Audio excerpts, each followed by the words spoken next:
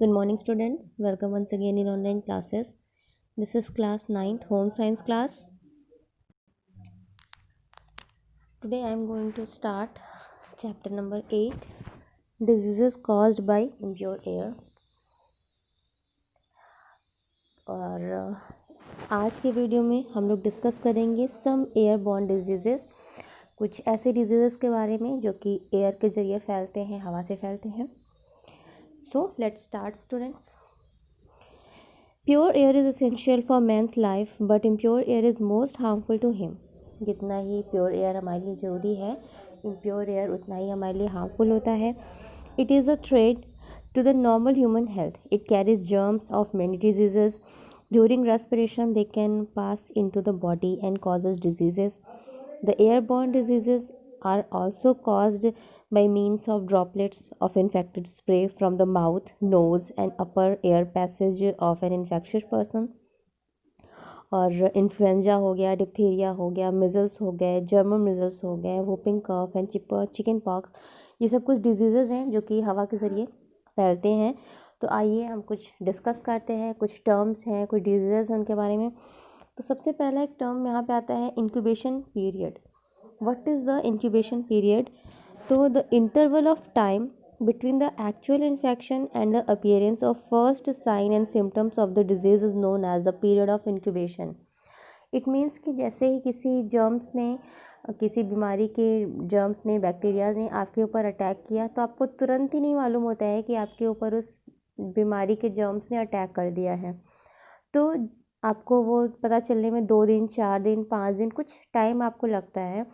तो that duration is known as incubation period, कि जब आप पर किसी जर्म ने अटैक किया और आप उस समय नहीं जानते हो इस बारे में, और जब उसका फर्स्ट सिम्टम आपको दिखाई दिया, जब आप जानते हो कि हाँ मुझे इस बीमारी ने अटैक कर दिया, तो that period of interval is known as incubation period. फिर आता है आपका कॉजेज़. क्या है इन्फेक्शियस डिजीज़ेस के, कैसे ये फैलते हैं?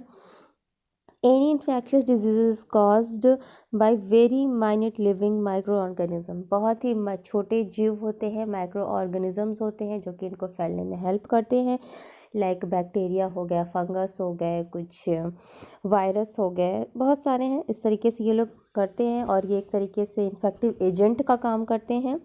10 माइक्रो ऑर्गेनिजम्स ऑफ किसी वन डिजीज़ के उसी बीमारी को फैलाते हैं. अब ये नहीं कि चिकन पॉक्स का कोई माइक्रो ऑर्गेनिजम्स है तो आपको इन्फ्लुएंज़ा फैला देगा, ऐसा नहीं होता. फिर इम्यूनिटी कैसे मिलती है डिजीज़ेस को? इम्यूनिटी क्या है, उस डिज़ीज़ के प्रति हमारे अंदर कैसे इम्यूनिटी होती है? Most of the diseases living influenza are such that attack is rarely followed by a subsequent attack of the same disease in the same patient, same person. The resistance to और protection against that disease is called immunity. और हमारे अंदर किसी भी disease से लड़ने की जो कैपेबिलिटी होती है that is known as immunity. तो कभी कभी क्या होता है कि when a disease attacks a person, after the recovery he becomes immune to that disease. Normally वो उस डिजीज़ से लड़ने के लिए कैपेबल हो जाता है.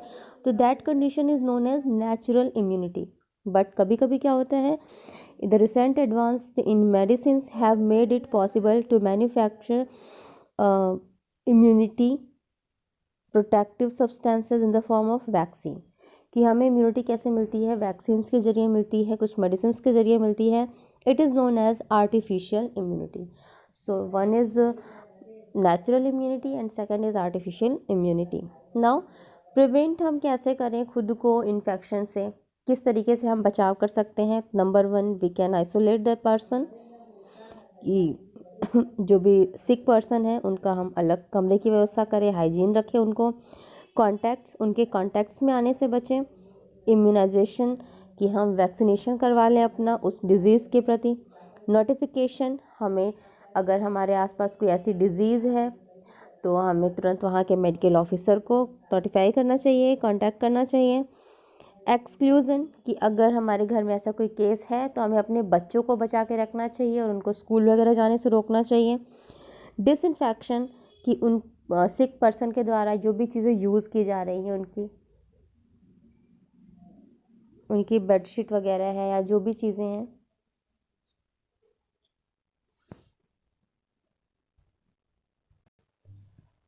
तो उनके यूज़ की हुई सारी चीज़ों को हमें डिसइंफेक्ट करना चाहिए, सबको डेटॉल पानी से या फिर किसी ऐसी चीज़ से वॉश करते रहें टाइम टू टाइम पीरियड्स पे। अब डिस्कस करते हैं कुछ हम डिजीज़ेस के बारे में। तो सबसे पहला डिजीज़ आता है यहाँ पे small pox. This is one of the most serious infectious diseases, for it may occur in any part of the world in large scale as an epidemic. This disease is caused by a virus which can survive for a long time. The virus can withstand even its drying stage.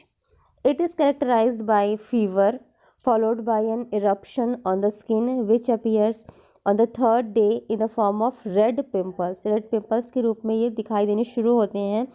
As the pox ripen, the skin swells more or less and the eyes become closed. At the 11th day of the pustules burst. After 3 or 4 days later, the scabs begin to dry and fall off, leaving behind pits or scars on the skin. फिर से सूखते जाते हैं, फिर वहाँ की पपड़ी बन के निकलने लगती है धीरे धीरे, और इस तरीके से डिजीज़ धीरे धीरे करके ठीक होता है. तो इससे बचने के लिए क्या हमें प्रिवेंट करना चाहिए? सबसे पहले तो immediate notification to the medical officer. Second is isolation of the patient in a special hospital should be carried out. Third है आपका immediate vaccination of all persons coming in the contact with the patient should be done. Fourth है supervision of contact for 15 days from the last exposure of infection should be carried out. Fifth है आपका through disinfection of the house, rooms, clothing and any article coming in the contact with the patient should be carried out. फिर है vaccination in infancy. ये था आपका small pox. फिर आता है चिकन पॉक्स. सब कुछ मिलता जुलता ही है, सेम ही है लगभग. This disease is also caused by a virus and is very infection in nature. The infection is caused by contact with the sick person and spread by way of droplets or by hand infected from the skin lesions. The incubation period इनका होता है 12 to 19 days और इनके symptoms जो भी हैं वो हैं the rashes resemble with the red pimples. These pimples develop into blisters. The rash appear on chest, face, scalp, abdomen and limbs and fresh crops appear at frequent intervals. और समय समय पे नए दाने भी इसमें निकलते रहते हैं. फिर है measles. Measles are also very serious and infectious diseases. It causes high death rate among the children. It is caused by a virus and its incubation period is 10 to 12 days. The rashes appear on the 4th days of infection. The disease is characterized by cough, fever and a blush red rash appearing first on the forehead and later spreading whole body. सबसे पहले माथे पे दिखाई देते हैं, माथे पे red pimples आते हैं और उसके बाद ये पूरे रेड रैशेज आते हैं और फिर धीरे धीरे पूरी बॉडी पे ये कवर कर लेते हैं. ठीक है. और इसमें सबसे पहले आपको एक चीज़ ध्यान देना चाहिए कि आपको कोल्ड से बचना चाहिए. खुद को आप थोड़ा सा गर्म रखो, अपने कमरे में क्रॉस वेंटिलेशन की प्रॉपर व्यवस्था रखिए. फोर्थ डिजीज़ आती है यहाँ पे whooping cough. It is also a serious infection disease caused by a small microorganism called bacillus. इसमें क्या होता है, कोई भी एज इसमें भी फिक्स नहीं है और स्प्रेड होता है इसका one person to another. The disease is usually caused by initiating droplets are infected. Brothers और सिस्टर्स जो भी होते हैं जो कि आपस में एक दूसरे से कांटेक्ट में रहते हैं उनको एक दूसरे से डिजीज़ फैलने के चांसेस बहुत ज़्यादा होते हैं. फिर आता है आपका इन्फ्लुएंज़ा. इन्फ्लुएंज़ा भी क्या है आपका हाईली इन्फेक्शियस डिजीज़ है और अकर्स एज एपिडेमिक्स. और this disease is caused by a virus which inter in the body through nose. ये नाक के जरिए हमारे बॉडी में इंटर करते हैं और sudden chill, fever and pain in head और बैक और लेग्स में पेन होता है, ये इनका सबसे बड़ा लक्षण है. और डेंजर इसमें सबसे ज़्यादा तब होती है जब ये आपके लंग्स में पहुंच जाते हैं, तो इनसे निमोनिया जैसे खतरनाक बीमारी भी होने के चांसेस रहते हैं. तो इसके लिए सबसे ज़्यादा प्रिवेंशन करना चाहिए कि आपको जब भी छींक आए, खांसी आए तो आप एक हैंकरचीफ का यूज़ करिए माउथ एंड नोज़ के पास में. फिर आता है आपका डिप्थीरिया. डिप्थीरिया एक गले की बीमारी है जिसमें कि गले में बहुत दर्द होता है, स्वेलिंग हो जाती है और कोई भी चीज़ खाने पीने में दर्द होता है. और it is dangerous diseases and occur mostly in the children. Children में ज़्यादा देखने को मिलता है। और वैसे तो ये बहुत ज़्यादा हार्मफुल नहीं है, बट कोई भी डिजीज़ है तो हार्मफुल तो होगा ही। बट चिल्ड्रंस में इसका डेथ रेट काफ़ी हाई देखा गया है। क्यों ऐसा होता है? क्योंकि the child leave sucking mother's milk because of pain in throat, the voice become dull, the child feel restlessness when heart and lungs are infected. जब भी उनके हार्ट और लंग्स में अफेक्ट हो जाता है तो उसके बाद वो बिल्कुल से उनके लिए आसानी हो जाता है ये चीज़, और द चाइल्ड डाइज।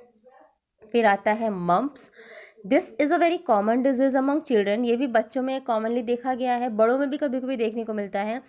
और इसका इंक्यूबेशन पीरियड जो भी है वो 12 to 26 डेज होता है। और it is characterised by fever, acute inflammation and swelling of the parotid glands at the angles of the lower jaw. नीचे के जो जबड़े होते हैं उसमें, कान के आसपास के एरिया में इसमें स्वेलिंग और दर्द देखने को मिलता है। और इससे बचाव के लिए एक बेलोडेना प्लास्टर आता है जो एक बैंडेज टाइप का होता है, वो अप्लाई किया जाता है, जो कि इसके दर्द से लड़ने में थोड़ी सी आपकी हेल्प करता है। फिर आता है tuberculosis. TB is a killing disease and very infectious in nature. It may be acute or chronic type. The main mode of infection is from human subject of drinking milk from a cow affected with bovine tuberculosis disease. It is caused by a germ commonly known as Tuberculosis bacilli. It attacks any and every part of the body, for example, lungs, alimentary canal, lymphatic glands, bones, joints, etc. When the lungs are infected, it is called consumption. When lymphatic glands are attacked by this disease, it is called sacropela. So, in both kinds of tuberculosis, the infectious is through breathing of the infected air. तो this disease में not be hereditary nature, ऐसा नहीं है कि hereditary होता है, but हाँ इसके जो बैक्टीरिया होते हैं ये बहुत ज़्यादा जल्दी ग्रो करते हैं, नए नए उत्पन्न होते हैं और इनके बढ़ने के चांसेस बहुत ज़्यादा होते हैं, इनके एक दूसरे को फैलने के चांसेस बहुत ज़्यादा होते हैं। The tuberculosis bacillus is immediately destroyed when exposed to the sun, heat and treated by acids. But it remains vital for a long time in the dust, swapping or sticking to the bodies of houseflies. Thus, the tuberculosis bacillus can be destroyed easily but can remain alive if the room in which sick has lived is not well disinfected. आसानी से मारे जा सकते हैं, but अगर ऐसा कोई कमरा है जहाँ पे इसका कोई मरीज़ था तो वहाँ पे इसके बैक्टीरियाज काफ़ी टाइम तक रह सकते हैं। ठीक है, तो ये हो गया आपका टीबी के बारे में। और इसका भी वही है, tuberculosis patient should be get complete bed rest, nursing food together with the regulated administration of drugs. Better result are obtained if he kept in a sanatorium. Treatment of poor, illiterate, ignorant people at homes poses a great threat to the society. They need regular care in TB hospitals. और इसके लिए आप देखो जगह जगह पे TB hospitals भी बनाए गए हैं जहाँ पे आपको इसका आराम से इलाज किया जा सकता है। फ्री में इसकी मेडिसिन भी जाती हैं जिनको टाइम इंटरवल पे आपको लेना होता है। नेक्स्ट है pneumonia. It is an airborne disease caused by an organism called pneumococcus. It is found in sputum of sick person. This organism is transmitted by air. A weak person living under conditions of cold has been infested easily with these germs. और इसका symptoms है high fever, pain in chest and sometimes the phlegm और mucus coughed. Sometimes it contains blood. कभी कभी कफ के साथ में, mucus के साथ में क्या होता है, ब्लड भी देखने को मिलता है. Lungs get inflamed, air cells are blocked, breathing is interfered and the oxidation of blood is checked. In this case, a doctor must be consulted at once and treatment should be given to properly. तो ये थे कुछ airborne diseases. और next video में I will discuss diseases spread by insects and animals. Till then students, take care, good bye.